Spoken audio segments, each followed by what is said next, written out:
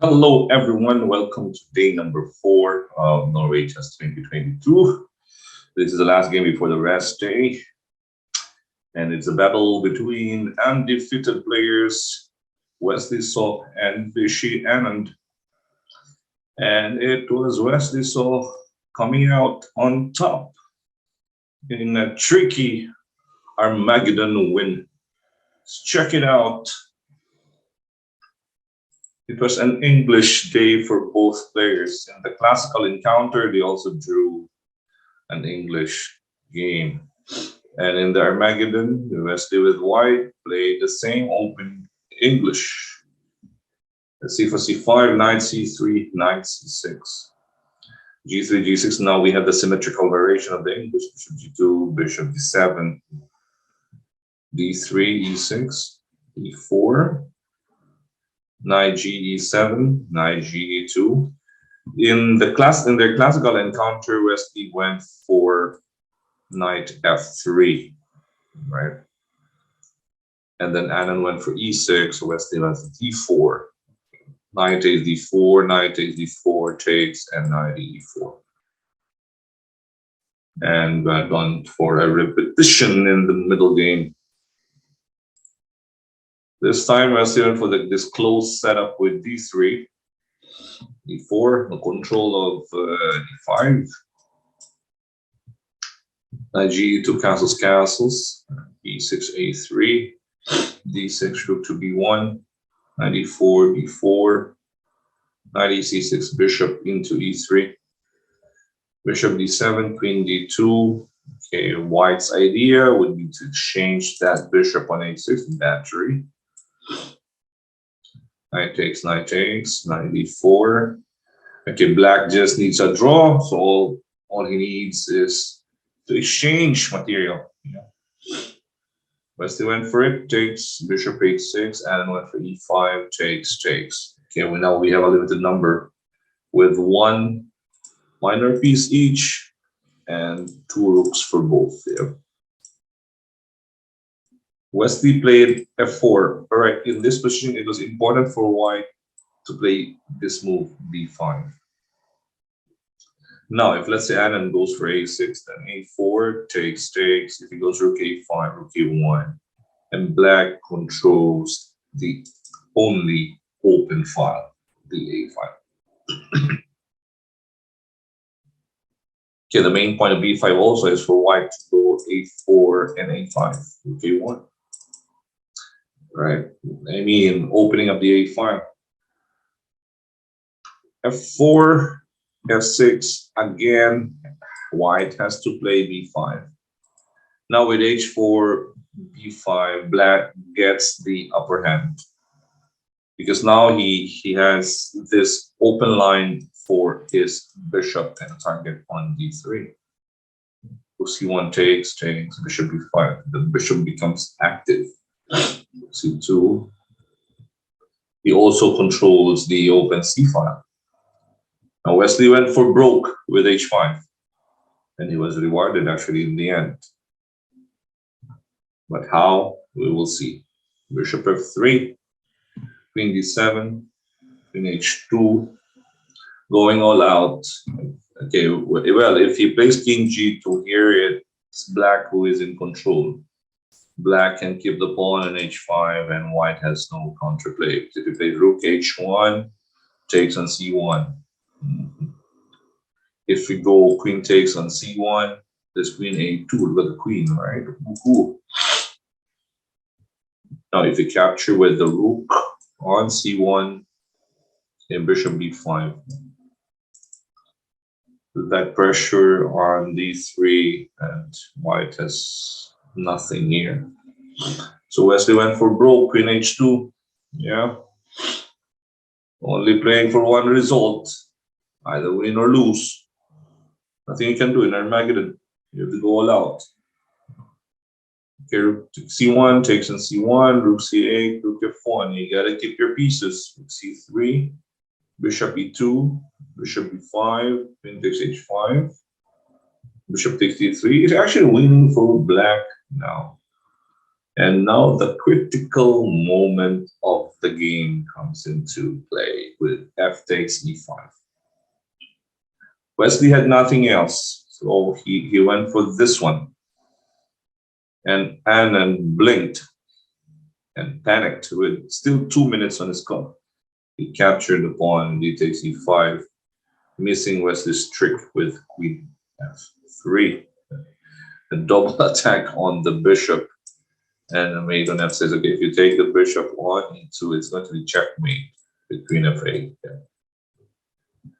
Now, what should you do after it takes e5? The simple takes on e2 wins for black. Anand probably was worried about this takes on f6, but he has king h8. The king is safe, and he is actually in command after that move.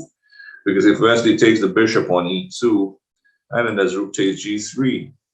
You put your king into f2, now we have queen h3, and it should be mate after a few moves.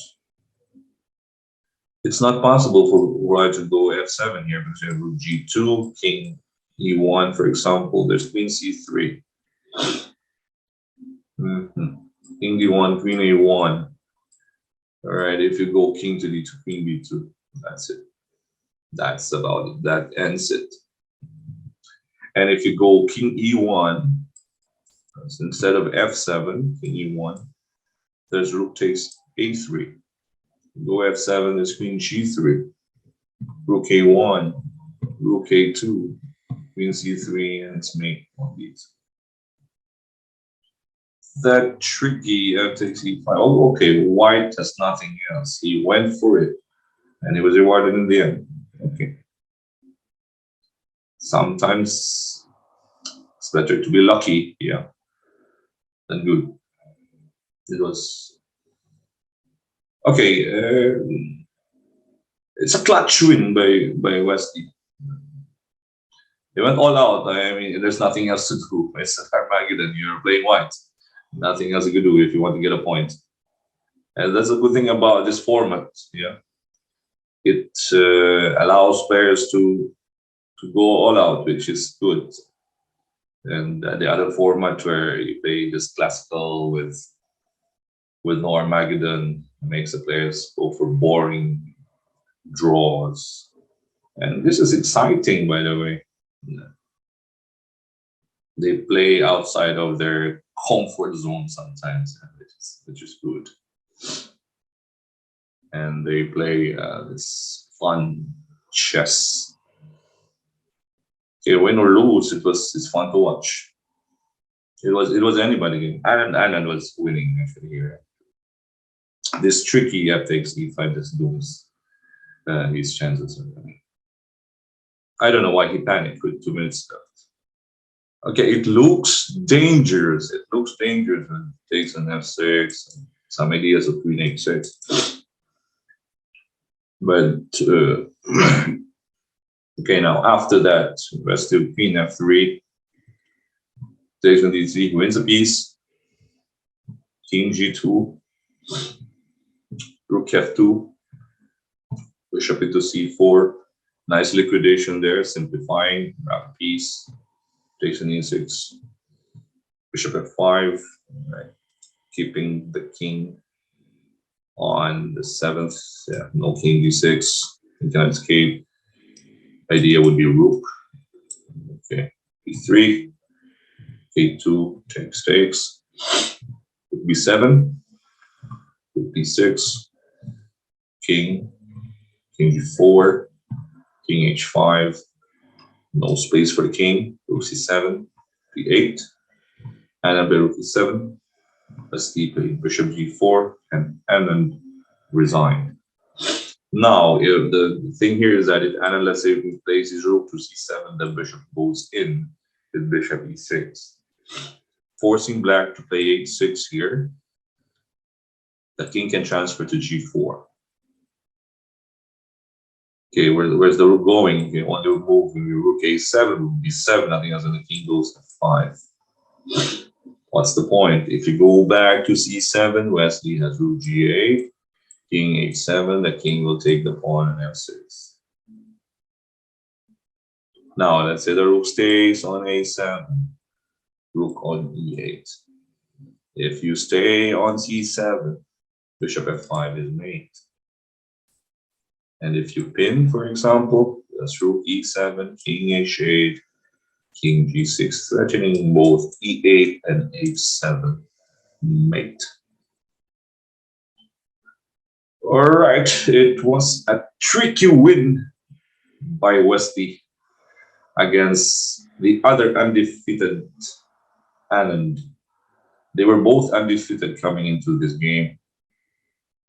And now Wesley remains the only player without a loss in Norway. Congratulations to his win, and hopefully he gets the momentum, as it's still a long way to go. Nice win by Wesley here over Anand. And guys, we will continue to cover Norway chess in the days to come. It will be a rest day tomorrow, so the coverage will resume in 2 days.